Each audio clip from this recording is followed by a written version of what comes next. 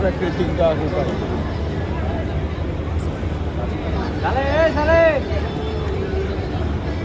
সালে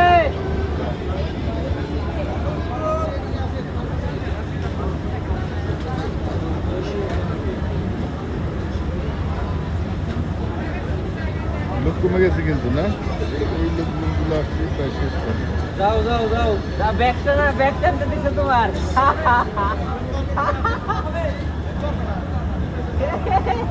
ব্যাগ টানতে দিছে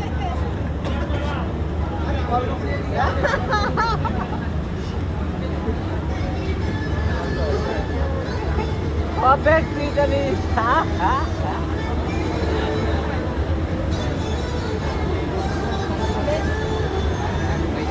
আসসালামু আলাইকুম শাকিব ভাই আপনি ওয়ালাইকুম আসসালাম। সেন্ট মার্টিন যাওয়ার উদ্দেশ্যে কিরকম actually saint Martin not only আমার আমার জন্য একটা পছন্দের জায়গা যেটা আমি মনে করি। আর বিগত 9 মাস যেহেতু সেন্ট মার্টিনটা বন্ধ ছিল সেক্ষেত্রে পর্যটকদের অন্যতম আকর্ষণ হয়ে উঠেছে এখন সেন্ট মার্টিনটা।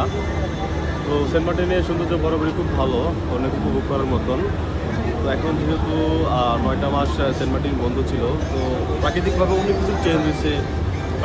প্রাকৃতিক প্রকৃতি তার নিজের সৌন্দর্যে নিজেকে সাজিয়ে নিয়েছে। তো আমরা চেষ্টা করবো সেটাই দেখার জন্য আজকে যাচ্ছি। তারা সবাই জানেন ডিসেম্বর 1 তারিখ থেকে হচ্ছে সেন্ট মার্টিনের